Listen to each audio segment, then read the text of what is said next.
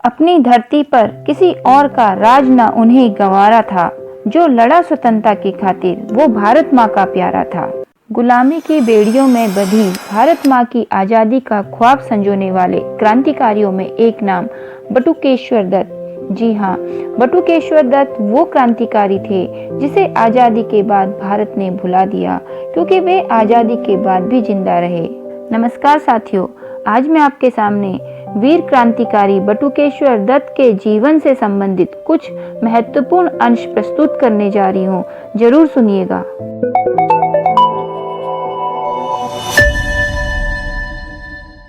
बटुकेश्वर दत्त भारत के स्वतंत्रता संग्राम के महान क्रांतिकारी थे। उनको देश ने सबसे पहले 8 अप्रैल 1929 को जाना, जब वे भगत सिंह के साथ केंद्रीय विधानसभा में बम विस्फोट के बाद गिरफ्तार किए गए। उन्होंने आगरा में स्वतंत्रता आंदोलन को संगठित करने में उल्लेखनीय कार्य किया था। उनके पैतृक गांव बंगाल के वर्धमान जिले में था, पर पिता गोष्ठ बिहारी दत्त कानपुर में नौकरी करते थे। देश प्रेम के प्रति उनके जज्बे को देखकर भगत सिंह उनको पहली मुलाकात से ही दोस्त मानने लगे थे। सन 1928 में जब हिंदुस्तान सोशलिस्ट रिपब्लिकन आर्मी का गठन चंद्रशेखर आजाद की अगुवाई में हुआ, तो बटुकेश्वर दत्त भी उसके अहम सदस्य थे। HSRA की कई क्रांतिकारी गतिविधियों में वे सीधे तौर पर शामिल थे।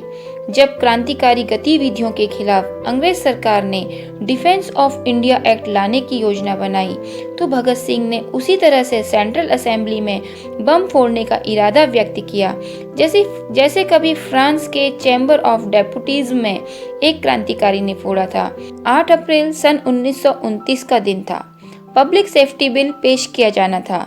बटुकेश्वर दत्त बचते बचाते किसी तरह भगत सिंह के साथ 2 बम सेंट्रल असेंबली के अंदर ले जाने में कामयाब हो गए। जैसे ही बिल पेश हुआ, विजिटर गैलरी में मौजूद भगत सिंह और बटुकेश्वर दत्त उठे और बम फेंक दिए। गिरफ्तारी से पहले दोनों ने इनकलाब जिंदाबाद, साम्राज्यवाद मुर्दाबाद जैसे नारे भी लगाए। उसके बाद देश में बहस शुरू हो गई। भगत सिंह के चाहने वाले जहां ये साबित करने की कोशिश कर रहे थे कि बम किसी को मारने के लिए नहीं, बल्कि बहरे अंग्रेजों के कान खोलने के लिए फेंके गए थे, वहीं दूसरी तरफ अंग्रेज इसे अंग्रेजी हुकूमत के पर हमला बता रही थी। हालांकि बाद में फॉरेंसिक रिपोर्ट ने यह साबित कर दिया कि बम इतने शक्तिशाली नहीं थे। बाद में भगत सिंह, सुखदेव और राजगुरु को फांसी हुई, जबकि बटुकेश्वर दत्त को काला पानी की सजा हुई। सजा के दौरान उन पर अंग्रेजों ने बहुत से अत्याचार किए, जिससे वे मरते मरते बचे। बाद में सन 1938 में उनकी रिहाई हो गई।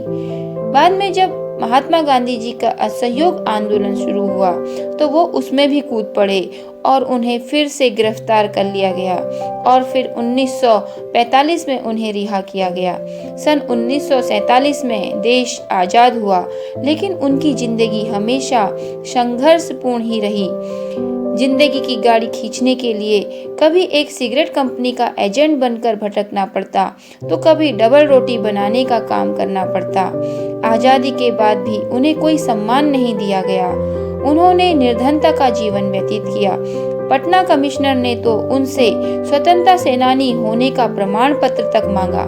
हालांकि बाद में राष्ट्रपति राजेंद्र प्रसाद को जब यह बात पता चली, तो कमिश्नर ने बटुकेश्वर दत्त जी से माफी मांगी थी। आजादी के 60 साल बाद बटुकेश्वर दत्त को एक किताब के जरिए याद तो किया गया, लेकिन न जाने ऐसे कितने क्रांतिकारी हैं जिन पर अभी तक एक पर्चा भी नहीं लिखा गया है। उनकी मृत्यु सन 1965 में 54 साल की उम्र में नई दिल्ली के एम्स हॉस्पिटल में एक लंबी बीमारी से हुई। बटुकेश्वर दत्त के अनुसार उनका अंतिम संस्कार भारत पाक सीमा पर हुसैनीवाला में भगत सिंह, सुखदेव और राजगुरु के अंतिम स्थल के पास ही किया गया। तो ये थी बटुकेश्वर दत्त जी की कहानी।